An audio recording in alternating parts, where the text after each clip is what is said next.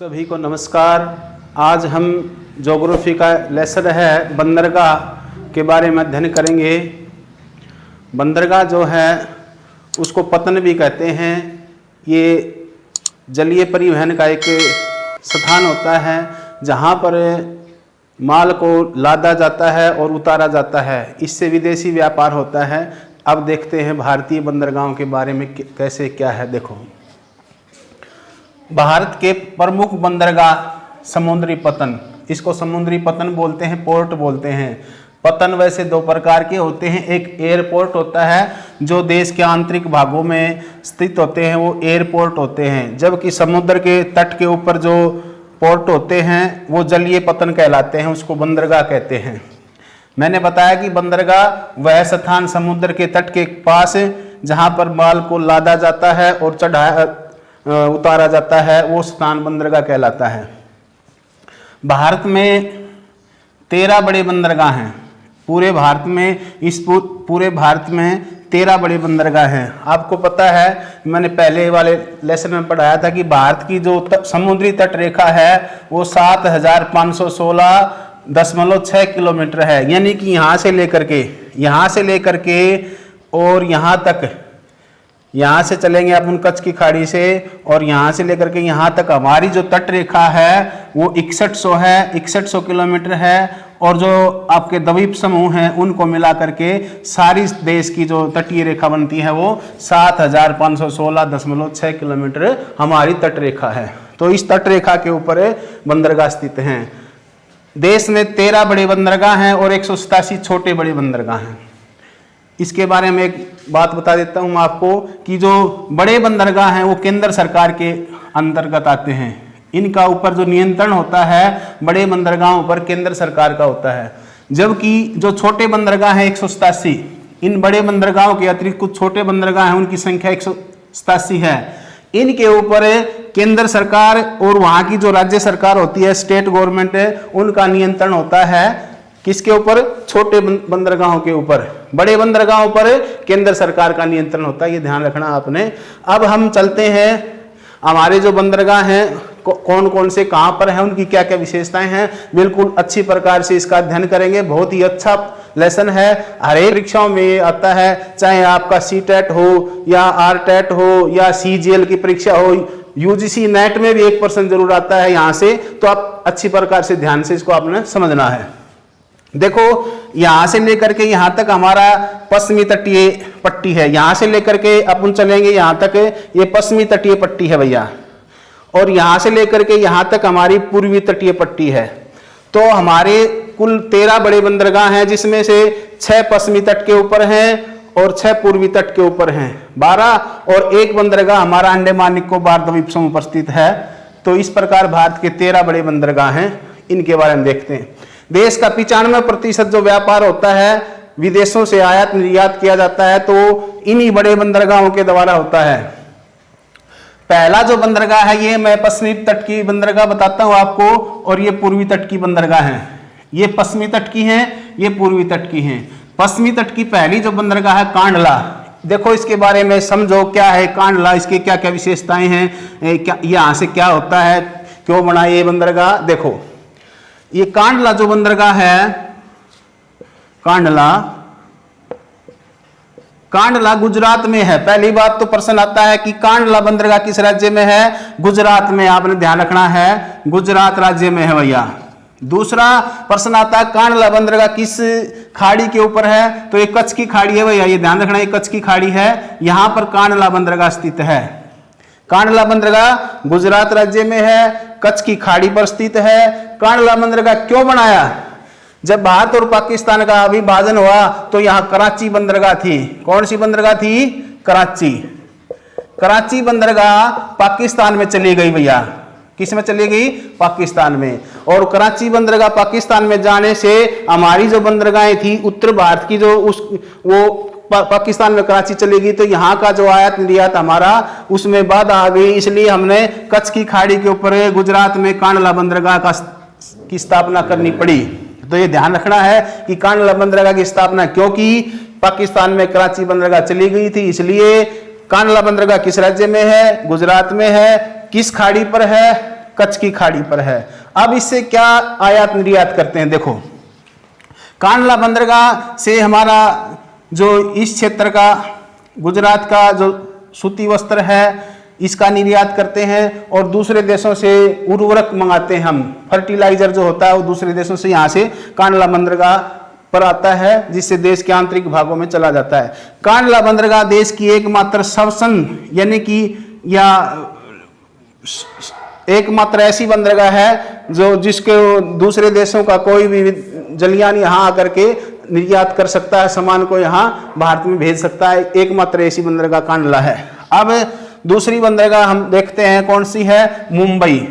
ये है आपकी मुंबई। मुंबई जो बंदरगाह है ये महाराष्ट्र में है। कहाँ है ये, महाराष्ट्र में।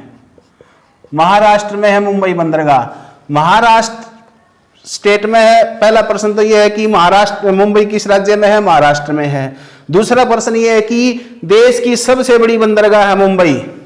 देश की सबसे बड़ी बंदरगाह आ जाता है पेपर में कि सबसे बड़ी बंदरगाह बताओ, तो आपने बता देना है मुंबई सबसे बड़ी बंदरगाह है। तीसरा प्रश्न आता है कि भारत की वो कौन सी बंदरगाह है जो सबसे बड़ी प्राकृतिक है। देखो बड़ी भी है और प्राकृतिक भी है। सबसे बड़ी प्राकृतिक बंदरगाह है भैया, नेचुरल प्राकृतिक बंदरगाह है ये मुंबई। इसको भारत का द्वार कहते हैं, गेटवे ऑफ इंडिया। क्वेश्चन आता है भारत का द्वार किस बंदरगाह को कहते हैं, तो आपने बता देना है मुंबई को भारत का द्वार कहते हैं। मुंबई बंदरगाह से यहाँ का जो सूती वस्त्र, जो गुजरात का सूती वस्त्र है और दूसरी मशीनें हैं उनका आयात निर्यात किया जाता है। तो ये मुंबई बंदरगाह देश की सबसे बड़ी बंदरगाह है, महाराष्ट्र राज्य में है, प्राकृतिक बंदरगाह है। प्राकृतिक और कृत्रिम बंदरगाह कौन सी होती है, देखो एक मोटी बात आपको बता देता हूं। ये पश्चिमी तटीय जो पट्टी है, ये पश्चिमी तटीय पट्टी है, ये पूर्वी तटीय पट्टी है, ये ऊंची है और ये इस तरफ ढाल है, इसका भारत का ऐसे ढाल है। तो यहां पर जो बंदरगाहें हैं पश्चिमी तट के ऊपर वो प्राकृतिक बंदरगाह हैं, जबकि पूर्वी तट के ऊपर जो बंदरगाह है वो कृत्रिम बंदरगाह है। मोटी बात ये ध्यान रखना है कि पश्चिमी तट की बंदरगाह प्राकृतिक है जबकि पूर्वी तट की बंदरगाह कृत्रिम है, ये आपने ध्यान रखना है बच्चों। अब तीसरी जो बंदरगाह हमारी, जो 13 बड़ी बंदरगाह है उनमें तीसरी जो बंदरगाह हमारी वो है नेहवा सेवा। कौन सी, नेहवा सेवा। नेहवा सेवा, इसको जवाहरलाल नेहरू बंदरगाह भी कहते हैं, इसका दूसरा नाम है जवाहरलाल नेहरू बंदरगाह। ये क्यों बनाई, ये मुंबई की भीड़ को कम करने के लिए महाराष्ट्र में मुंबई के नजदीक ही एक बंदरगाह बनाई थी, उसका नाम है नेहवा सेवा। ये मोस्ट इंपोर्टेंट प्रश्न है कि नेहवा सेवा की स्थापना क्यों की गई, तो आपने बता देना है कि मुंबई बंदरगाह के ऊपर भीड़ बढ़ गई थी, दबाव बढ़ गया था। मुंबई के दबाव को कम करने के लिए महाराष्ट्र में मुंबई के नजदीक ही नेहवा सेवा बंदरगाह की स्थापना करनी पड़ी। ये आपकी तीसरी बंदरगाह है, महाराष्ट्र में है ये तीसरी। पहली कांडला गुजरात में, मुंबई महाराष्ट्र में, नेहवा सेवा यानी कि जवाहरलाल नेहरू ये महाराष्ट्र में है। तीसरी बंदरगाह हम देखते हैं, जो चौथी बंदरगाह है मारमा गांव या मुर्मू गांव या मारमा गोवा या मुर्मू गांव। इसका दूसरा नाम है मुर्मू गांव। एक ही बात है, मुर्मू गांव बोल लो या मारमा गोवा बोल लो, ये गोवा राज्य में है। इसकी क्या विशेषता है, क्या इसके बारे में देखो। ये जो मुर्मू गांव जो बंदरगाह है, यहां देश का 50% लोहा ऐसक यूरोपियन देशों को निर्यात किया जाता है। एक विशेष बात इसकी यह है कि मुर्मू गांव बंदरगाह वो बंदरगाह है, कौन सी बंदरगाह जिससे सबसे अधिक लोहा ऐसा निर्यात किया जाता है, वो आपने बताना है मुर्मू गांव या मारमा गोवा बंदरगाह है, जहां से देश का आधे 50% लोहा ऐसा निर्यात किया जाता है। ध्यान रखना आपने, ये गोवा राज्य में है। अगली जो बंदरगाह है आपकी कर्नाटक राज्य में है, न्यू मंगलोर कर्नाटक राज्य की बंदरगाह है। इसकी क्या विशेषता है, क्या इससे निर्यात किया जाता है। जो न्यू मंगलोर बंदरगाह है, यहां पर बाबा बुदन की पहाड़ियां हैं कर्नाटक में। ध्यान रखना भाई, कई बार ये प्रश्न भी आ जाता है कि बाबा बुदन की पहाड़ियां किस राज्य में है, तो आपने बताना कर्नाटक में। तो यहां पर बाबा बुदन की पहाड़ियों में इस क्षेत्र में काफी मात्रा में लोहा ऐसक मिलता है और यहाँ का जो लोहा है वो मुर्मू गांव बंदरगाह से और गोवा बंदरगाह से दूसरे देशों को निर्यात किया जाता है। बाबा बुदन की पहाड़ियों में कुदेरमुख खाने हैं। कौन सी पहाड़ियां हैं? बाबा बुदन की पहाड़ियां हैं, और बाबा बुदन की पहाड़ियों में कौन सी खाने हैं? कुदेरमुख की खाने। ध्यान रखना है, कुदेरमुख, कुदेरमुख की खाने, ये ध्यान रखना है आपने। तो ये दोनों ही जो है मुर्मुगांव और न्यू मंगलोर दोनों ही लौह अयस्क निर्यात के लिए प्रसिद्ध हैं। इस पश्चिमी तट की अगली जो बंदरगाह है, लास्ट बंदरगाह है, 6ठे नंबर पर जो बंदरगाह आती है वो कोची बंदरगाह है। कोची, कोची, कोची बंदरगाह, इसको कोचीन भी बोल देते हैं। कोची बंदरगाह केरल में है। ये कहां है भैया? केरल में। इसकी क्या खासियत है, क्या विशेष बात है?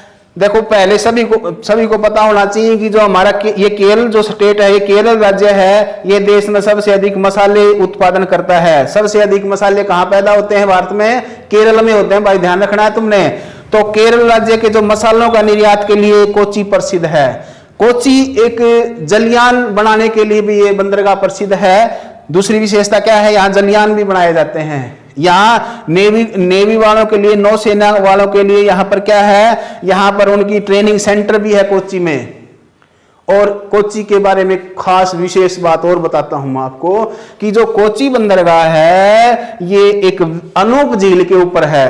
किस झील के ऊपर है? अनूप, जिसको खारे पानी की झील वेवनाथ अनूप झील है भैया, लेगुन झील पर स्थित है। तो भारत की कौन सी बंदरगाह लेगुन झील पर है? तो आपने बता देना है कि भारत की कोची बंदरगाह जो केरल में है वो लेगुन झील के ऊपर स्थित है। ये ध्यान रखना है आपने भाई, केरल राज्य में है, लेगुन झील के ऊपर कोची बंदरगाह स्थित है। यहाँ से मसालों का निर्यात किया जाता है। नेवी वालों के लिए ट्रेनिंग सेंटर है, यहाँ जलयान बनाए जाते हैं। तो आपने ध्यान रखना है। तो ये हमने पश्चिमी तट की बंदरगाह हमने पढ़ ली। ये 6 बंदरगाहें हैं। कांडला बंदरगाह जो गुजरात में है, कच्छ के खाड़ी पर है। दूसरी मुंबई है, नहवा सेवा, मारवा गोवा, न्यू मंगलोर और कोच्चि, ये हमारी पश्चिमी तट की बंदरगाह हैं। ये सभी प्राकृतिक बंदरगाह हैं। प्राकृतिक बंदरगाह है पश्चिमी तट की, ये मोटी बात याद रख लेना है। अब हम पूर्वी तट की बंदरगाहों के बारे में पढ़ते हैं। पूर्वी तट की जो बंदरगाहें हैं मैं आपको लाल पेन से समझा देता हूं। पूर्वी तट की बंदरगाहों के बारे में देखो, पूर्वी तट की बंदरगाह यहां से लगते हैं हम, यहां कोलकाता, कौन सी भैया? कोलकाता, कोलकाता। कोलकाता जो बंदरगाह है ये पूर्वी तट के ऊपर स्थित है भैया। ये इसकी एक बता देता हूं विशेष बात, ये एक नदीय बंदरगाह है। उगली नदी के किनारे पर स्थित है भैया। किस पर है? उगली, ध्यान रखना बच्चों, उगली। भारत की वो कौन सी बंदरगाह है जो उगली नदी के किनारे पर स्थित है? तो आपने बता देना है कोलकाता बंदरगाह। कोलकाता बंदरगाह, यहां पर बहुत अधिक जवार भाटे आते हैं, इसलिए जवारीय बंदरगाह है। जवारीय बंदरगाह, भारत की 2 जवारीय बंदरगाह हैं। भारत की क्या जवारीय बंदरगाह है? 2। एक तो आपकी कोलकाता जवारीय बंदरगाह है, एक आपकी कांडला जवारीय बंदरगाह है। ये इस तरफ से पहले वाली, ये इस तरफ से पहले वाली, दोनों ही कैसी हैं? जवारीय बंदरगाह। आपने ध्यान रखना है बच्चों कि पूर्वी तट की कोलकाता, पश्चिमी तट की आपकी कांडला जवारीय बंदरगाह है। क्यों है जवारीय बंदरगाह? क्योंकि यहाँ जवार भाटा सबसे अधिक आते हैं। यहाँ क्या आते हैं? जवार भाटा आते हैं भैया। ये उगली नदी के ऊपर है, यहाँ समुद्र तट से 128 किलोमीटर अंदर की ओर है। कितने किलोमीटर है? 128 किलोमीटर अंदर की ओर है भैया। अब हम अगली पूर्वी तट की दूसरी बंदरगाह देखते हैं। कलकत्ता के नजदीक ही है, उसको इकट्ठा मानते हैं, हल्दिया। कौन सी? हल्दिया। हल्दिया बंदरगाह ये कोलकाता के नजदीक है। कोलकाता की भीड़ को कम करने के लिए हमने हल्दिया बंदरगाह की स्थापना की गई। हल्दिया बंदरगाह की स्थापना क्यों की? कलकत्ता की भीड़ को कम करने के लिए। जलयानों का दबाव बढ़ गया था कलकत्ता की बंदरगाह पर, इसलिए हमने हल्दिया बंदरगाह की स्थापना की गई पश्चिमी बंगाल में। ये दोनों ही बंदरगाह पश्चिमी बंगाल में है भैया, ध्यान रखना है। इनको एक साथ ही लिखते हैं, कलकत्ता और हल्दिया इकट्ठी है, दोनों बिल्कुल साथ लगी हुई बंदरगाह हैं। अगली जो बंदरगाह है पूर्वी तट की, वो आपकी पारादीप। कौन सी है?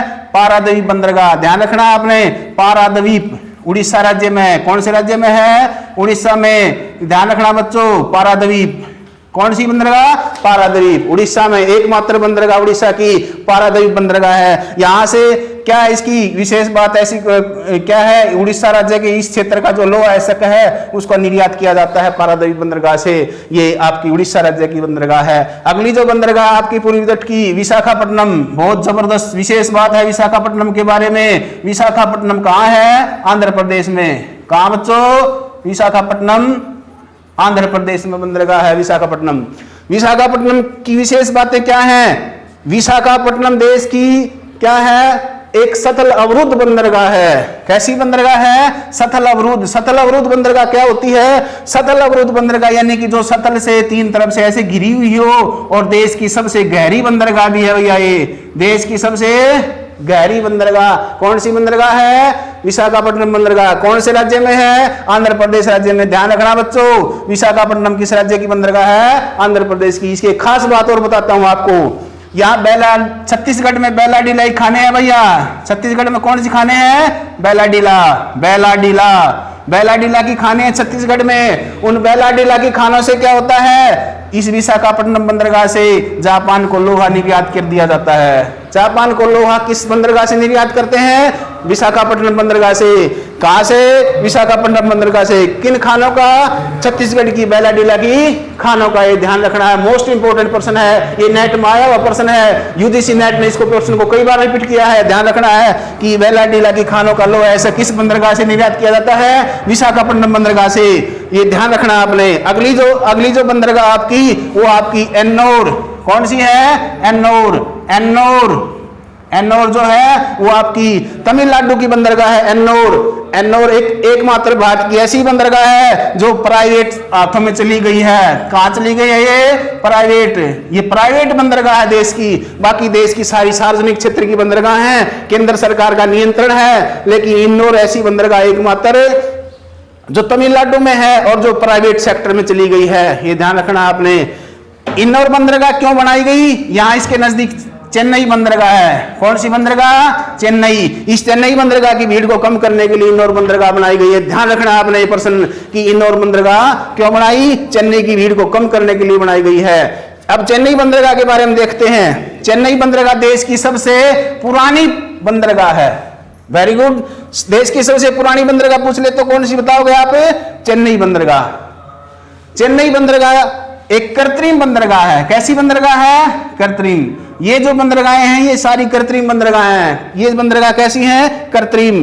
पूर्वी तट की बंदरगाह कृत्रिम बंदरगाह हैं। ये चेन्नई बंदरगाह तमिलनाडु में है। तमिलनाडु की लास्ट जो बंदरगाह है वो तुतीकोरिन है। कौन सी है? तुतीकोरिन।